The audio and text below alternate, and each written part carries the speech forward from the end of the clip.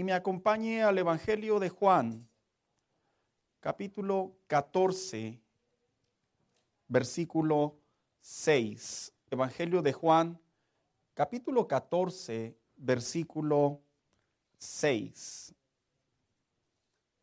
Cuando lo tenga, dígame amén, por favor. Dice la Biblia, el narrador en realidad, las palabras de Jesús de la siguiente manera, y dice así: yo soy el camino, la verdad y la vida, contestó Jesús. Nadie llega al Padre sino por mí, refiriéndose a Jesús. ¿Sabe? Estos capítulos, lo que es el capítulo 13 y lo que es el capítulo 14, hermanos, del Evangelio de Juan, personalmente a mí me gustan mucho, hermanos, porque nos hablan de las últimas horas y no los últimos días de la vida de Jesús. Siempre he creído que la última etapa o la última parte de todo, de una carrera, de una salida de trabajo, de un alumbramiento, de una prueba, de lo que sea, siempre he creído que llama mucho la atención por el hecho de saber qué está pensando uno o qué expectativas podemos tener de ello. Tanto el capítulo 13 como el capítulo 14 de Juan nos hablan prácticamente que ya era la época de Pascua, ya era el último año y prácticamente ya estaban los preparativos de alguna manera para que cuando se habla acerca de Jesús, el que caminaba por las calles de aquellos lugares, Capernaum, Galilea, etcétera, etcétera, ya se había corrido por ahí el rumor, hermanos, que los fariseos buscaban la manera de aprenderlo, de apresarlo. Ellos sabían que había una celebración, una tradición, que se tomaban dos reos o dos delincuentes. A uno de ellos se le expresaba gracia y el otro se le ejecutaba, atrayendo a la memoria lo que hacían precisamente los judíos cuando era la fiesta o la época o el evento de la expiación. Había dos animalitos, a uno se le imponían manos y se iba y se perdía, una manera de decir, eres perdonado. Pero al otro lo sacrificaban. Así que el evento, cuando usted lee en la Biblia entre Jesús y Barrabás, en realidad tiene una tipología. Y para ese entonces Jesús ya había experimentado lo que venía siendo la acusación de los fariseos, ya había experimentado mucho tumulto, la gente ya le seguía, hermano, ya lo identificaban algunos como el Mesías. Se buscaba la manera, de alguna manera, de poder llevarlo hasta cierto punto como una especie de rey. Pero aun cuando el hombre podía hacer todo lo que quisiera, los judíos principalmente, Jesús ya estaba preparando a sus discípulos en particular, porque él ya estaba a punto de partir, ya estaba a punto de ser entregado, traicionado y obviamente ir a la cruz. Un capítulo antes, cronológicamente bien trazado, hermano, el capítulo 13. De hecho, en una ocasión Jesús estaba cenando, comiendo con sus discípulos, y en medio de la comida les dice, uno de ustedes me va a entregar. Qué gran noticia el saber que el Maestro, el Señor, el Salvador, con sus 12, ¿quién se va a esperar poder decir, seré traicionado? Seguramente cuando usted lee este capítulo y lo coteja con los otros, fue una impresión muy grave, hermanos. Todos básicamente le dijeron, ¿acaso seré yo, Señor? ¿Seré yo, Señor? Empezaron a hacer los cuestionamientos. Pero en realidad era porque Jesús los estaba preparando, porque Él ya estaba a punto de ser entregado. El capítulo 14 particularmente es una conversación que Jesús tiene con sus discípulos, que inicia en el versículo o en el verso 1, que lo voy a tomar como una bien breve introducción para poder entender por qué Jesús usó la frase, yo soy el camino, la verdad y la vida. He escuchado a lo largo de mi vida infinidad de predicadores que de una manera muy básica, hermanos, y no es malo, de una manera muy básica hacen referencia a Jesús, el camino, la verdad y la vida. Y es correcto, lo utilizan para mensajes de salvación, lo utilizan para evangelizar, lo utilizan inclusive hasta para predicar. Pero le voy a decir una cosa, cuando se estudia más detenidamente o a manera más íntima la frase de Jesús, vamos a encontrar que en realidad el evento que Jesús estaba teniendo con ellos es muy significativo para la iglesia. Así que todo inicia en el versículo 1 y dice precisamente, si usted me acompaña con su Biblia, se lo van a poner aquí en la pantalla, dice: no se turbe vuestro corazón, creéis en Dios, creed también en mí. La versión internacional dice: no se preocupen o no se angustien, dice, confíen en Dios y confíen también en mí. Estas palabras surgieron porque precisamente, imagínense después de comer, que les dijeran: uno de ustedes me va a traicionar. Yo me imagino que ya todos se veían, hermanos, y todos se desconfiaban contra todos. En peligro, y entreguen a Jesús y nos entreguen a los demás. Así que se dice, acorde a esta historia y las palabras de Jesús, que había una especie de incertidumbre, de nerviosismo muy natural.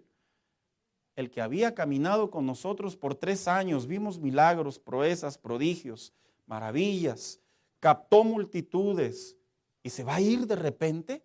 Lógicamente, cualquier persona en un estado de esa situación le va a entrar incertidumbre. Y Jesús les dice: no se preocupen, no se angustien. Dice: así como confían en Dios, dice, confíen también en mí. Una manera de decirles, de la misma manera que como judíos ustedes creen que Dios existe y que está con ustedes y que han visto las obras de Dios por siglos. Dice, de la misma manera, lo que va a suceder de ahora en adelante, dice, también confíen en lo que yo estoy diciendo. Y luego dice el versículo 2 precisamente, dice: en el hogar de mi Padre, dice la versión internacional, hay muchas viviendas o muchas moradas, dice la versión 60, dice, si no fuera así, les habría dicho yo a ustedes que voy a prepararles un lugar allí. Jesús les estaba hablando no solamente que Él iba a ser entregado, sino que también después de la muerte, no solo de Él, sino de todos los discípulos específicamente, les estaba hablando de un evento futuro, que el día que ellos murieran se encontrarían en la presencia de Dios. La gente cuando lo lee literalmente se ha de imaginar a Jesús versión albañil, ¿verdad? Allá en el cielo pegando adobes y levantando bloques y agarrando a albañiles a los ángeles y un arquitecto. Es que en realidad se puede literalmente interpretar así, que Él fue a construir, pero en realidad es una expresión metafórica. Lo que está diciendo es, cuando yo ascienda, dice, ustedes en un punto de su vida, ya estando muertos, obviamente, dice, ustedes van a estar conmigo y allá en el cielo, dice, va a haber moradas. No voy a entrar en ello, solo que lo quiero enseñar en el contexto. Hay personas que dicen, ¿qué vamos a hacer en el cielo? Y unos se figuran que vamos a estar ahí dormidos, otros acariciando animalitos, al unicornio, al hipopótamo. Yo he escuchado muchas versiones, hermanos. Otros se imaginan que vamos a agarrar el agua y vamos a beber oro. He escuchado tantas historietas, fábulas, que yo les digo, si tú supieras que en realidad la Biblia es escueta en relación a nuestras actividades en el cielo, pero lo que la Biblia sí enseña es que hay moradas. Esas moradas no son metafóricas. Habla de zonas habitacionales. Y no significa, hermano, que allá va a estar como condominios en el cielo, ¿verdad? Hay una canción americana que dice que en el cielo hay un campo de fútbol americano. No sé quién la ha escuchado. Y que allá vamos a jugar, haber sido un fanático de la NFL que se le ocurrió. No, es en serio, hermano, se escucha mucho en la radio. Que está muy pegajosa hasta que la empecé a escuchar.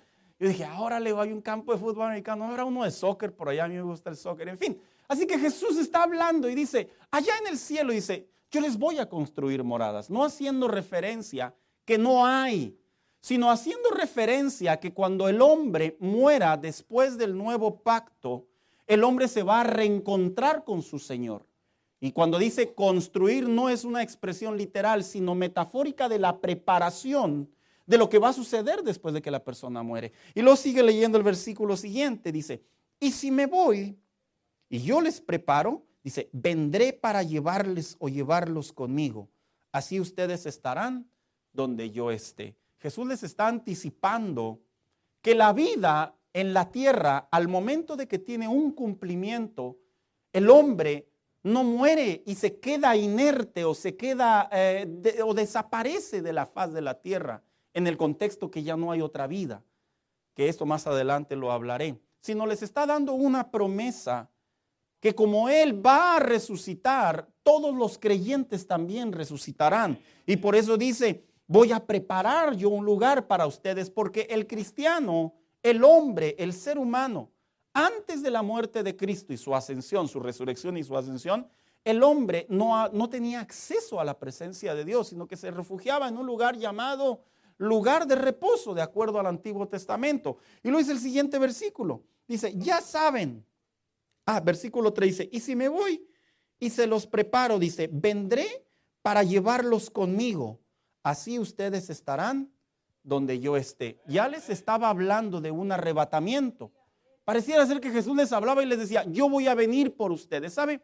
Las personas tienen la impresión de que cuando alguien muere, baja un ángel y lo agarra ahí, ¿verdad? Y se lo lleva de la mano. Tantas formas de que interpretamos la vida después de la muerte. La realidad es que cuando el cristiano, el hombre, la mujer que es salvo, el que muere en Dios, parta de esta tierra, automáticamente la carne se va al polvo de donde retornó. Científicamente está comprobado. Pero la parte espiritual, la parte alma, la parte almática, esa le va a rendir cuentas a Dios y estará en un lugar de preparación para su juicio.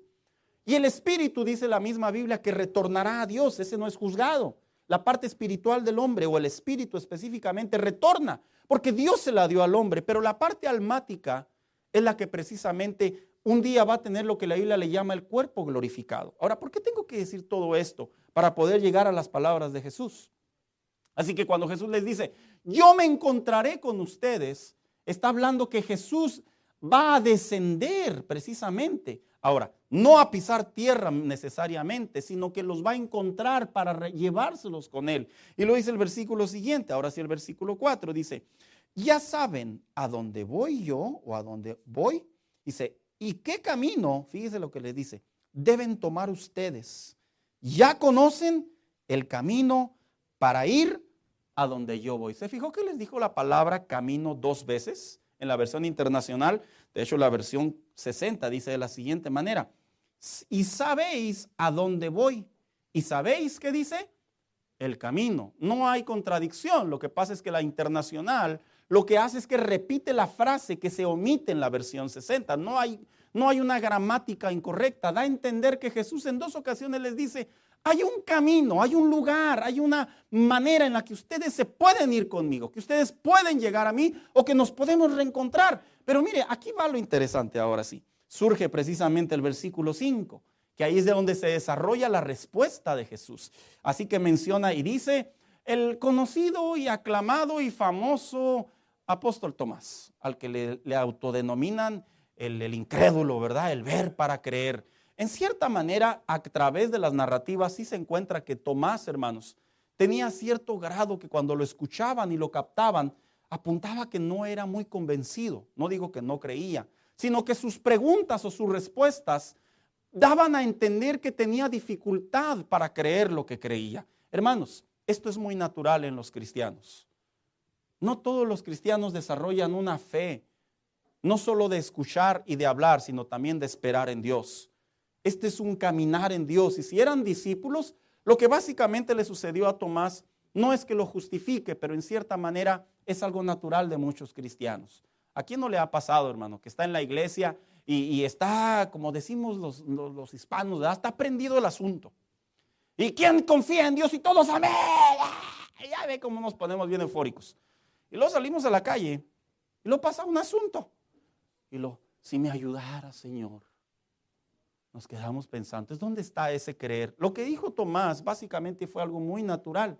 Pero la pregunta de Tomás es la respuesta que nosotros vamos a hablar el día de ahora. ¿Por qué? Porque Tomás dice lo siguiente. Le dijo Tomás, Señor, no sabemos a dónde vas. Qué curioso, hermano. Les acababa de decir a dónde iba. Les acababa de decir que ya no iba a estar en la tierra. Les acababa de decir que los iba a ver más adelante. Y luego dice este hombre, no sabemos a dónde vas. Y luego sigue leyendo el versículo. Dice, ¿cómo pues podemos saber el camino? Cuando usted lee en la Biblia la palabra camino, la palabra verdad y la palabra vida, las 3 palabras, las 3 connotaciones tienen connotaciones judías, hermanos, que para la aplicación de la iglesia tienen mucho sentido y son las que vamos a estar hablando. Así que Jesús responde de la siguiente manera. Versículo 6. Jesús le dijo a Tomás, en otras palabras, para que me escuchen también los demás, yo soy el camino y la verdad y la vida. Y dice, y nadie va al Padre si no es por mí. A lo que surge la primera pregunta. Cuando Jesús dijo, yo soy el camino, ¿a qué se refería? Cuando dijo Tomás, enséñanos el camino, ¿a qué se refería? Lo que pasa es que la palabra camino en el castellano es una palabra que se interpreta como una avenida, como un caminito, como una dirección. Pero en el griego y en el hebreo, la palabra camino tiene una interpretación. ¿Sabía usted que cuando Dios le dio la orden a Moisés de construir el tabernáculo, dentro de todas las especificaciones de la construcción del tabernáculo, particularmente donde estaban los atrios? Mire, el tabernáculo se dividía en 3 secciones. Estaban los atrios y luego dividía una cortina. Y luego estaba el lugar santo y luego había otra cortina. Y luego estaba el lugar santísimo. No vamos a hablar de medidas ni nada, pero sí vamos a hablar de por qué lo menciono de esa manera. Porque cuando Tomás le pregunta a Jesús, dinos el camino, y Jesús usa la frase, yo soy el camino, se adjudica la palabra el camino, es porque en la ley mosaica, en el libro de Números, cuando Dios le dio las órdenes a Moisés, le dijo a Moisés, entre los atrios y el lugar santo, ahí, en medio de ellos dos, dice, vas a poner una cortina, y le da especificaciones de cómo. Pero ¿sabe cómo le llamaba a esa cortina? ¿Cómo se identificaba? ¿Cómo Dios le dijo a Moisés que se llamaría esa cortina? Esa cortina se llamaba camino. Así que en otras palabras, cuando los sacerdotes iban a oficiar el sacrificio a Dios, cuando el oferente desde el Antiguo Testamento, el judío, iba a llevar la ofrenda a Dios, no se quedaba solamente en los atrios ahí observando necesariamente, sino que se le explicaba qué era el procedimiento del sacrificio del animalito. Así que tanto como el judío como el sacerdote sabían que había una puerta que se llamaba el camino. Y no es que fuera una puerta, hermano, que tuviera una chapa y se entraba, era una cortina. Así que Jesús, cuando dice, yo soy el camino, le está diciendo a los discípulos, prácticamente a los judíos. ¿Se recuerdan que para poder acercarse a Dios y llevar una ofrenda, tienen que entrar por una puerta? Ah, sí. Tienen que entrar por un camino. Ah, sí. Yo soy esa puerta, yo soy ese camino. Entonces, cuando Jesús usa la palabra camino, se refiere al telón. Y los judíos, tanto como los discípulos, por ser judíos, entendían que las palabras de Jesús hacían referencia de que ahora el hombre, para poder acercarse a Dios, ya no iba a ser hasta la sección de la puerta del camino, sino se refería a que ahora cualquier persona se podía acercar a Dios directamente. ¿Qué tiene que ver esto en la vida de uno? Mucho. En primer lugar, hablaremos por qué para los judíos, cuando Jesús dijo yo soy el camino, ¿por qué era tan significativo? ¿Sabía usted que en la actualidad muchas personas se han adjudicado de qué manera el hombre se puede acercar a Dios? A lo largo de la era, hermano. Mire, le voy a platicar esto. La iglesia se está convirtiendo como cuando usted va a Walmart. He dicho esta anécdota anteriormente. ¿Quiénes han ido al Walmart y luego de repente entran a un pasillo y luego ve como 20 diferentes marcas de pan cuadrado? ¿Lo han visto? Oiga, luego a las mujeres se les ocurre decir, tráete una caja de pan.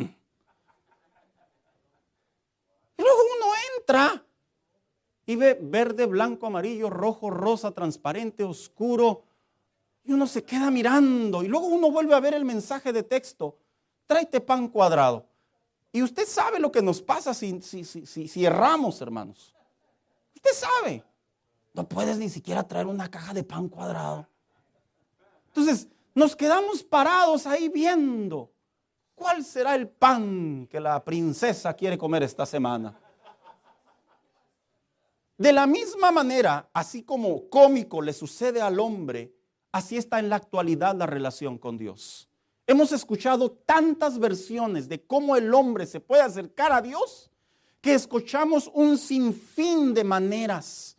Hoy en día la gente se le enseña, cree y se le dice que para acercarse a Dios tienes que portarte bien. Como si el portarse bien fuera el camino correcto. Hoy en día se le enseña a la gente que si eres dadivoso, te estás acercando a Dios, como si el ser dadivoso te acercara a Dios. Hoy en día a la gente se le enseña que si andas caminando así, es la manera de acercarte a Dios. Otros dicen, si tú no crees en Dios y lo anulas de tu mente, entonces no existe Dios. Como si Dios, para acercarse a Él, realmente fuera una especie de asunto emocional, literal, material e inclusive hasta espiritual, místicamente hablando. ¿Sabe por qué Jesús se adjudicó la frase y dijo, yo soy el camino? Porque precisamente a través de la misma enseñanza apostólica, ellos entendieron que Jesús era el camino. ¿Por qué? Mire lo que dijo el apóstol Pedro, capítulo 2, versículo 4. Dice, Cristo es la piedra viva desechada por los seres humanos, pero escogida y preciosa ante Dios. En otras palabras, el apóstol Pablo le enseñaba y le decía, realmente para poder acercarse a Dios, para poder estar con el Señor, dice, Cristo es la piedra, es el fundamento, es el inicio, es el principio, es el camino, es la manera, es el método, es el lugar, es la posición correcta. Y lo escribía más adelante Jesús, dice, no piensen que he venido a anular la ley o los profetas, no he venido a anularlos, sino a darles cumplimiento. ¿Sabe? Los judíos sabían que tenía que llegar un Mesías que sería el camino para que el hombre tuviera acceso a Dios. Y cuando Jesús dice estas palabras, lo que da a entender Jesús básicamente es decirles, yo soy el camino que va a cumplir la ley para que ahora ustedes se puedan acercar a Dios. Y dice Hebreos 4:15, porque no tenemos un sumo sacerdote incapaz de compadecerse de nuestras debilidades, sino que ha sido tentado en todo de la misma manera que nosotros, aunque sin pecado. ¿Sabe? La única manera en que se podía llevar un animalito entre los atrios al lugar santo, ¿sabe cuál era? Que el animalito estuviera limpio. En otras palabras, entre comillas, metafóricamente hablando, sin mancha. Y Jesús, el autor a los hebreos, les dice abiertamente, Él es el que pudo entrar por el camino. Él es el que pudo atravesar porque no tenía mancha. Y luego dice el apóstol Pedro nuevamente, dice, porque también Cristo padeció una sola vez por los pecados. Una manera de decir, ya no va a haber más necesidad que el hombre insista cómo acercarse a Dios, sino ahora le será suficiente con una sola vez, que es Cristo el sacrificio. Dice, ahora cualquier hombre se puede acercar a Dios. Mire, hermano mío, hay personas con las que nosotros nos rodeamos, cómo padecen inseguridades, cómo padecen confusión. ¿Me escuchará Dios? ¿Seré salvo? ¿Dios me ayudará? ¿Dios estará bien conmigo? ¿Yo estaré bien con Dios? ¿Sabes? A pesar de que esas preguntas muchas de las veces tienen una connotación, naturalmente hablando, de falta de entendimiento por el misterio de la gracia, que yo estoy de acuerdo, lo que sí enseña la Biblia es que una vez que le entregamos nuestra vida al Señor, a partir de ese momento nosotros ya llegamos al camino, al acceso para acercarse al Padre. Y a partir de ese momento, hermano mío, nuestra permanencia, nuestra relación con Dios nos permite ser escuchados por Dios, hechos en base a la promesa de Jesucristo, recibir a Cristo en nuestro diario vivir y nos hace automáticamente hijos de Dios. Fuera de todo ello, todas esas cuestiones, incógnitas, preguntas, dudas que pudieran suceder, considéralas como algo natural, pero no tiene por qué afectar en absoluto tu relación con Dios. Se la voy a poner así de simple. Muchachos, ¿a quiénes de ustedes les ha pasado que de repente les pega la centinela? O sea, los sentimientos. Y luego voltean a ver a su mamá y le dicen, ¿será mi mamá? ¿Les ha pegado esa duda? ¿No les ha pegado? Nomás a mí de raro. ¿Será mi papá? Porque tal vez no les compraron, se sienten incomprendidos, por muchas razones. De hecho, es una cuestión muy natural en la adolescencia, que te haces la pregunta porque, no sé, tal vez bromeó tu papá o tu mamá y te dijo, no, tú no eres mi hijo y te lo tomaste muy a pecho. Y tú dijiste, es cierto, no tengo su altura, ella tiene el pelo lacio, yo chino. Es muy natural esa cuestión. Y en Dios he sabido, hermano, que es natural que de repente al cristiano le entre ese pensamiento. No significa que es parte de la vida en Dios, es parte de nuestra carnalidad, que es muy diferente. Y cuando Jesús dice, yo soy el camino, les estaba aclarando a los discípulos. Ya no va a haber necesidad de un sacrificio. Ahora todos podrán acercarse a Dios a través de mí, dice Jesús. Por eso Jesús decía, yo soy el camino. Y no solo ello, sino Jesús solamente es el único mediador entre Dios y los hombres. Las personas van formando impresiones que para acercarse a Dios alguien tiene que orar por ti. Van formando impresiones que para acercarse a Dios una cantidad económica o la entrega de una propiedad o la entrega de un cuerpo mismo, y lo hablo literal, es una manera de acercarse a Dios. La Biblia no enseña eso. La Biblia enseña tajante y claramente que el hombre se puede acercar a Dios a través de Jesucristo, de entregarle su vida al Señor y vivir una vida en diaria en Él. Fuera de todas esas definiciones que tú escuchas a tu alrededor, son solo cuestiones humanas con intereses personales, con una temática malvada, contraria, antagónica, pero que nada tiene que ver para acercarte a Dios. Así que cuando Jesús le dice a Tomás, Tomás, y escúchenme los demás, yo soy el camino, Jesús estaba certificando que Él era el Mesías, estaba certificando que iba a morir sin mancha alguna. Por eso en la cruz les dijo, no les tomes en cuenta este pecado. Jesús no se fue a la cruz por pecador, se fue a la cruz por amor a nosotros, para que nosotros alcanzáramos misericordia y gracia. Él no se fue porque merecía un castigo, Él se fue ocupando como le sucedía al animalito en el Antiguo Testamento, que era tomado y llevado injustamente hasta cierto punto, para que muriera de manera inocente por el ser humano delante de Dios. Así que esa era la frase de Jesús. Así que los discípulos entendieron, Él es el camino, Él es el acceso. Dios te escucha no porque moqueas mucho tú y yo. Dios no nos escucha por lástima. Dios no nos escucha porque no tiene a quien escuchar. Nos escucha porque por medio del camino que es su Hijo Jesucristo, ahora nos constituye hijos de Dios. Y puedes entrar con esa confianza y doblar tus rodillas o cerrar tus ojos o estar en X lugar y comenzar a hablar con Dios. Y tienes que tener la fe a través de la palabra de Dios, que Dios te está escuchando en ese momento. Y cuando adquirimos ese entendimiento, hermano, ya no cabe la menor duda que realmente somos escuchados por Dios, porque el camino ya se abrió. Ya no necesitamos quedarnos en el atrio observando cómo solamente se hace el sacrificio o se escucha el sacrificio, sino ahora podemos entrar delante de la presencia de Dios y ser escuchados, como dijo el autor a los Hebreos. Iremos precisamente a tener oportuno socorro delante de nuestro Señor.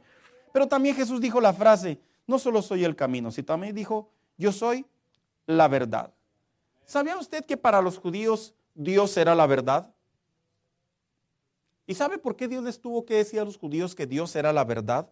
Porque los judíos estaban relacionados con un montón de paganismo, de idolatría, de dioses. Mire, hermano, en los tiempos antiguos, el paganismo, la idolatría o las deidades era algo muy natural. Hoy en día no. Hoy en día la gente ha intercambiado las deidades por cosas materiales. El Dios dinero, el Dios trabajo, el Dios gobierno, el Dios esposo, el Dios esposa. Y cuando me refiero en ese contexto, me refiero que hoy en día el hombre ha cambiado su entendimiento en quién puede confiar o quién le puede ayudar. En el Antiguo Testamento, a lo largo inclusive la época de los mayas, de los egipcios, y me puedo ir más atrás, hermano, las deidades siempre fueron importantes para los seres humanos. Cuando sale en el escenario la vida de Abraham, el padre de la fe, y se va hasta los tiempos de los hebreos, los tiempos de Egipto, hubo una ocasión en donde cuando ellos estaban en el desierto, Dios les estuvo que instruir, prohibir, corregir, guiar. ¿Quién era Dios? Y Dios se les aparece a través de Moisés en el contexto metafórico, por medio de Moisés, y les dice, Moisés, dile a mi pueblo que yo soy el Dios verdadero. Por eso dice Deuteronomio 7:9, conoce pues que Jehová tu Dios es Dios, y luego dice Dios fiel. En el hebreo la palabra fiel se relaciona con la palabra verdadero, la palabra real, la palabra existente, la palabra supremacía, la palabra por encima de. Así que cuando el pueblo de Israel, los hebreos en el desierto, entraron al desierto, vaya el pleonasmo, hermano. ¿Sabía usted que también llevaban idolatría? Dice la Biblia que llevaban al dios Moloc y llevaban otras deidades. Entonces, estando ahí en el desierto, Dios los instruye y les dice, esas deidades no sirven delante de mí. Y los judíos, desde los tiempos hebreos, dolorosamente hasta la deportación de Babilonia, después de ese evento ellos entendieron que Dios era Dios y el Dios verdadero. Ahora, ¿por qué es tan significativo que Jesús les haya dicho, yo soy la verdad? El problema del judío no era si existía o no existía Dios.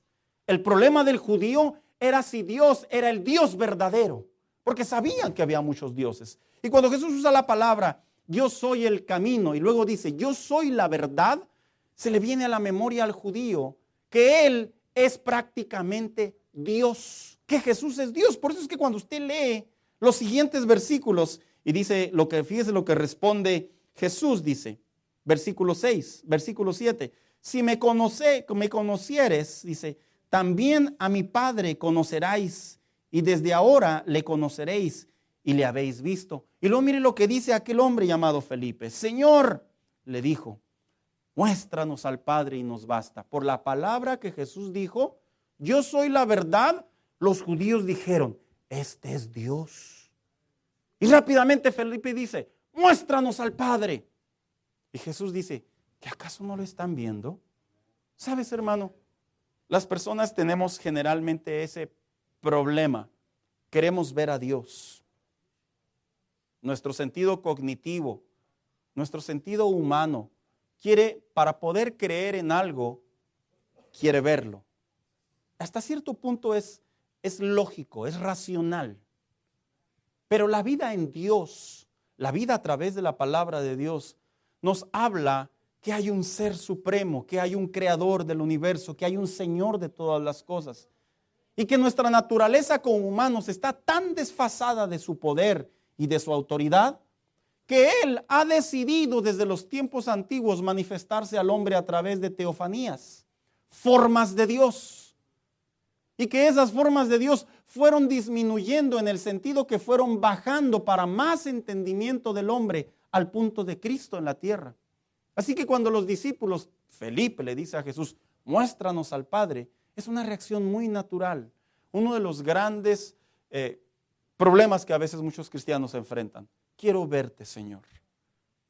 Quiero saber que eres verdad, que eres real, que existes, que me estás escuchando. ¿Quién no quisiera orar, hermano, y de repente así como que abrir el ojo en un flachazo y ver una oreja ahí, ¿verdad? Ay, sí es el Señor. Es que suena gracioso, pero mínimo. ¿Quién no ha cometido la locura de repente en oración de que le ha dicho al Señor, Señor, si realmente existes, que cuando abra el refri esté lleno de comida, Señor? Son cosas naturales que nos suceden porque en nuestra humanidad queremos una respuesta visible de Dios. Pero cuando Jesús le dice a Felipe, ¿qué acaso no lo estás mirando? Hablaba del Dios supremo, del Dios del cielo y la tierra, el que el hombre no lo puede ver aún. ¿Por qué? Porque Él es espíritu. Hermano, a Dios no lo puede ver el hombre porque en toda la Biblia se manifiesta como un ser espiritual, como una gloria, como un esplendor. Así que cuando la gente dice, yo vi a Dios, si nos vamos a la Biblia, yo puedo decir que soy Juan Camané y el pájaro loco. Si a mí se me ocurre una torpeza, una tarugada, una bobería, realmente nadie puede ver a Dios, nadie le ha visto, inclusive la misma Biblia enseña. Las apariciones eran teofanías, formas de Dios, el hombre, para que el hombre tuviera comunicación con Él hasta la encarnación de Cristo. ¿Un día veremos a Dios? A veces la gente se pregunta, sí. Pero te voy a responder. No vas a ver en la naturaleza humana a alguien de 2 pies y de 2 manos como humanamente nosotros somos representados y formados. A lo largo de todo el Antiguo Testamento y del Nuevo Testamento, la figura de Dios Padre es la figura de un esplendor. El Hijo sí tiene forma como el ser humano, vino y se humanó entre nosotros. Así que Felipe decía, muéstrame al Padre, dando a entender, quiero verlo. No lo puedes ver, pero lo que sí te puedo decir es que a través de la misma Biblia, los mismos apóstoles reconocieron que aquel que había sido caminado entre ellos era el Hijo de Dios. ¿Por qué lo digo de esa manera y que era el mismo Dios mismo? Porque el mismo Juan dijo lo siguiente, si ustedes realmente me conocieran, conocerían también a mi Padre. Y ya desde este momento lo conocen y lo han visto. Señor, dijo Felipe, muéstranos al Padre y con eso nos basta. Jesús dijo, Felipe, tanto tiempo llevo entre ustedes y todavía no me conoces. El que me ha visto a mí, ha visto al Padre. ¿Cómo puedes decirme, muéstranos al Padre? ¿Acaso no crees que yo estoy en el Padre y el Padre está en mí? Las palabras que yo les comunico no las hablo cosa mía, sino que es el Padre el que está en mí, quien realiza las obras. Y sabes, por eso es que Juan, cuando habla en el versículo 1 del capítulo 1, dice, en el principio era ¿quién? El Verbo. En el principio era el Verbo y el Verbo era con Dios y el Verbo era Dios. Dando a entender ese Dios que está en su trono, ese Dios grande, sublime, invencible, que el hombre no lo puede ver, dice, terminó habitando entre nosotros. Así que cuando Jesús dijo a los discípulos, yo soy la verdad, les hablaba no del problema, si creían o no creían que había un Jesús, un Dios, sino del problema si Él era el Hijo de Dios. ¿Sabes? Vuelvo a repetir, como cristianos tenemos la tendencia de decir si eres real, si realmente existes, si realmente me escuchas. Hermano, usted y yo, ¿acaso pudiéramos chantajear a Dios hasta cierto punto y decirle, si me escuchas voy a creer que existes? Eso no le funciona a Dios. Si me escuchas, sabré que tú eres real. Esas son oraciones hasta cierto punto inmaduras en un cristiano, hermanos. A ver, hermano mío, que le dijera a su hijo a usted, si eres mi papá, cómprame ese PlayStation. Si eres mi mamá, cómprame un carro. Ya me imagino usted corriendo a comprarle un carro, ¿verdad? Usted le diría, te he mantenido, has comido, tienes techo, tienes agua. ¿Y qué más le diría? ¿No ves que me cloné en ti? Mire, cuando Abby un día me dijo, papá, ya no digas nada de mí. No digo nada de ti, hija, es un ejemplo de otra Abby. Cuando Abby estaba chiquita, hermanos, pues más chiquita, ¿verdad? Porque ya está muy grande. Veían a la mamá, veían al papá y decían, es su hija, sí, es mi hija. Y yo así como que ojalá y me crean, ¿verdad? Pero veían a la mamá, y decían, no, si es la mamá. O sea, dudaban de mí, pero no dudaban de la mamá. Porque Abby cuando estaba chiquita era prácticamente Lupita chiquita, así, la réplica.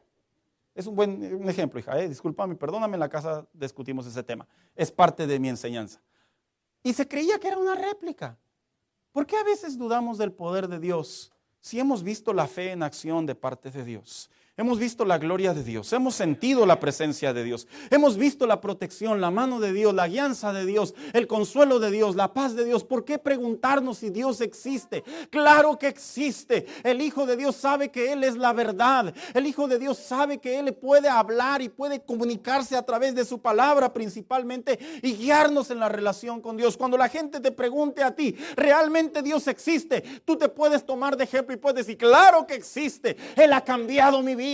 Él ha traído paz a mi corazón. Él me ha guiado, Él ha restaurado mi matrimonio. Él me ha traído paz en medio de la tormenta. Y tantas razones que pueden relacionar que Dios existe a través de nosotros, hermano mío. Y Jesús finaliza diciéndole a su discípulo, y yo soy la vida.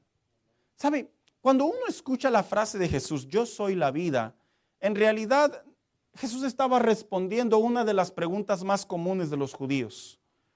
¿Sabía usted que los judíos tenían mucha interrogancia? ¿Qué sucedía después de la muerte? Sí, hermano. Los judíos en el Antiguo Testamento no tenían claridad qué sucedía después de la muerte, que ahorita vamos a entrar en esa parte. Nosotros los seres humanos tampoco tenemos claridad científicamente hablando.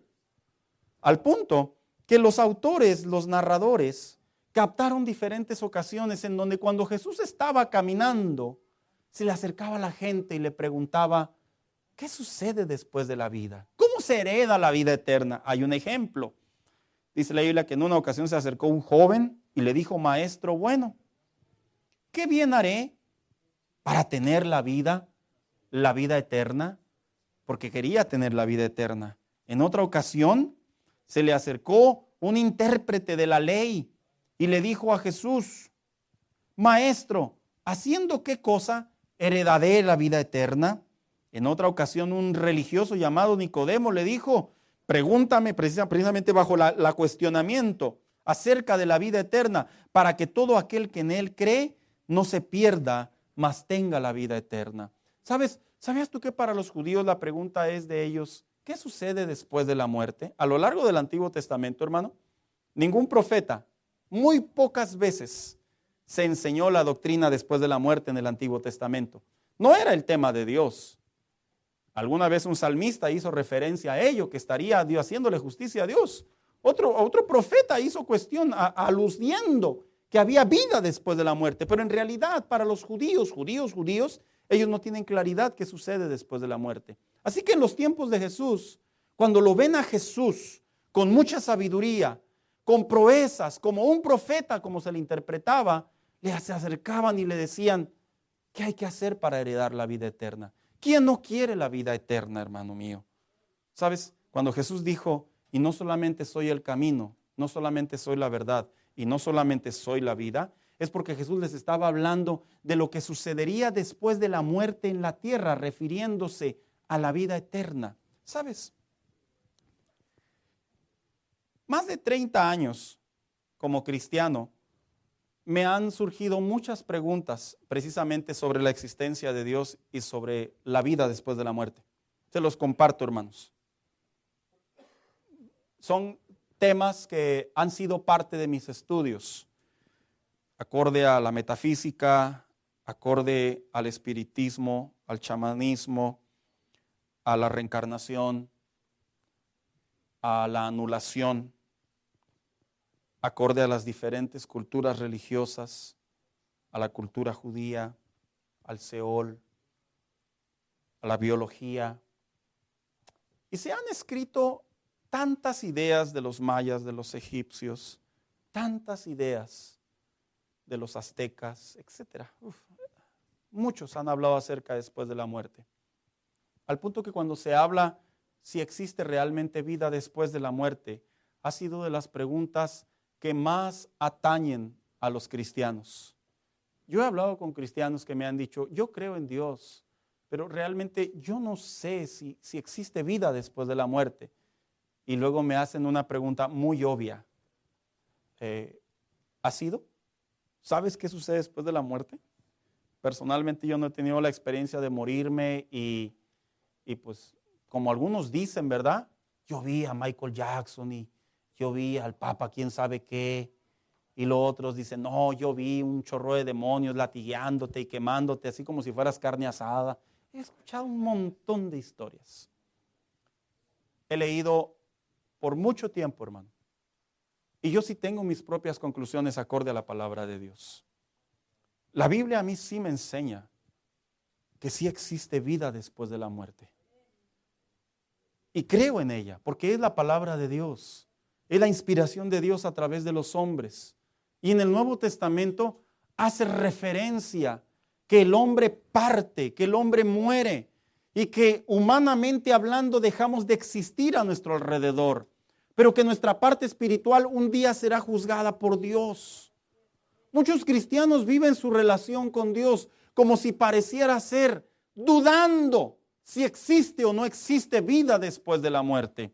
Hace algunos años entrevistaron a un pastor y a un ateo en una radiofusora. Y estaba el debate si existía vida después de la muerte. No debatían si Dios existía. Y aquel ateo le dice, yo lo que sé es lo que veo. Y el pastor le dice, yo lo que sé es lo que la Biblia enseña, que es la palabra de Dios y sobre ella descansa la vida después de la muerte, dependiendo tu vida en Dios. A lo que aquel hombre ateo le dice al pastor, Dice, ¿y qué pasaría si todo lo que tú crees no es verdad? Y el pastor simplemente responde, ¿y qué pasaría si todo lo que yo creo sí es verdad? El ateo se quedó pensando. Porque la realidad, hermano, es que no se trata qué es lo más lógico, lo más racional, o qué es lo más aceptable por la sociedad. Se trata lo que dice la palabra de Dios, la voz de Dios, la guianza de Dios, la inspiración de Dios. Es como la vida del día a día. Nosotros podemos crear nuestras propias reglas y nuestras propias normas. Acompáñame, hija, por favor. Las podemos crear. ¿Quién no se ha pasado una luz roja diciendo, es que si no le doy a la luz no alcanzo a llegar al trabajo? Pero que creamos esa regla no significa que está por encima de la regla, de la legislación, de la vialidad del día a día. Que yo como cristiano o no cristiano crea que hay vida después de la muerte es irrelevante. Es que Dios está ahí en medio de nosotros. Y esa relación con Dios, hermano mío, es nuestro día a día.